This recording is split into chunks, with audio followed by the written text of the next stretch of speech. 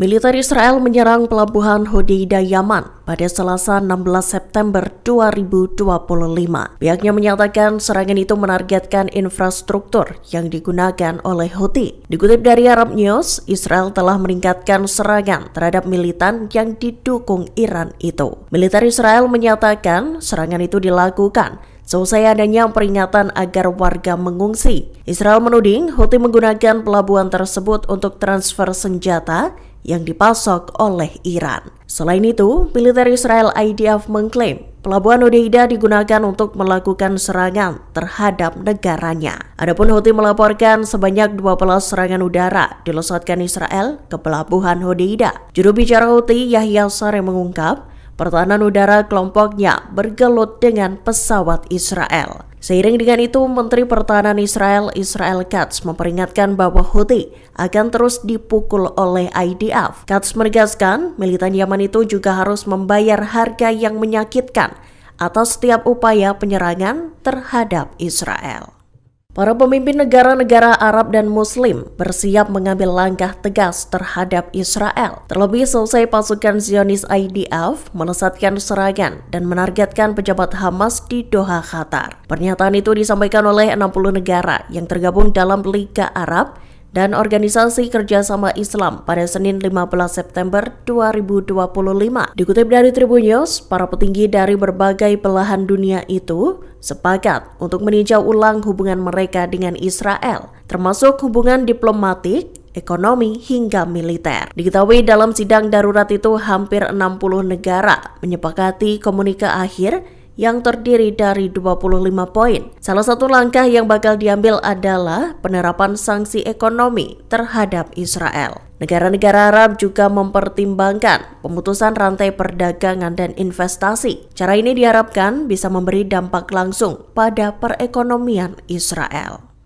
Kediaman Perdana Menteri Israel Benjamin Netanyahu di Jalan Azza, Yerusalem dikepung oleh puluhan anggota keluarga sandera. Mereka memprotes dimulainya operasi Gideon's Chariot II, serangan militer besar-besaran Israel terhadap kota Gaza. Pasalnya, para keluarga saudara khawatir dengan nasib para tawanan yang masih berada di tangan Hamas. Masa aksi terdengar meneriaki Netanyahu dengan penuh kemarahan. Namun tak lama setelah aksi itu dimulai, Netanyahu dikabarkan meninggalkan rumahnya dengan pengawalan ketat. Diberitakan sebelumnya, Forum Sandera dan Keluarga Hilang mengumumkan keadaan darurat nasional. Mereka juga mendirikan tenda-tenda di luar kediaman Perdana Menteri Israel Netanyahu. Aksi ini telah mendapat izin dari kepolisian. Keluarga sandera itu akan terus menggelar aksi hingga pemerintah menunjukkan komitmen nyata untuk mengembalikan semua tawanan dan menghentikan perang.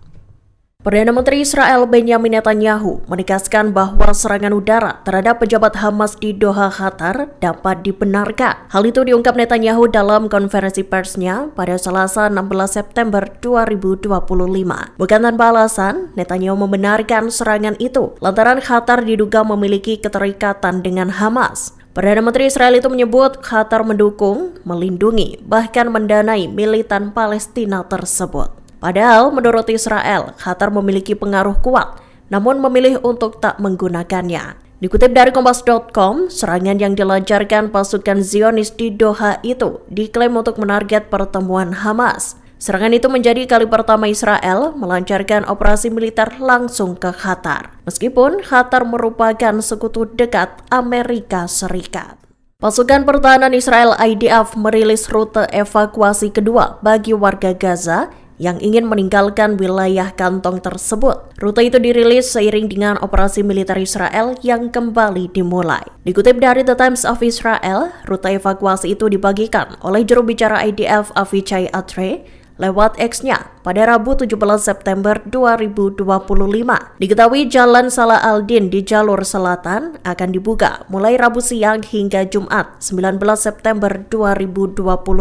Salah al-Din merupakan jalur artileri pedalaman utama yang menuju ke Gaza Tengah. Jalan tersebut digunakan sebagai rute evakuasi utama selama serangan di Gaza pada bulan-bulan pertama perang. Warga Gaza didesak untuk segera menuju ke selatan, wilayah yang digadang sebagai zona kemanusiaan. Dalam unggahannya, Andre turut membagikan peta sebagai petunjuk evakuasi bagi warga sipil Gaza. Dijelaskan, warga Gaza hanya boleh melakukan pergerakan melalui jalan-jalan yang ditandai dengan warna kuning pada peta yang dirilis.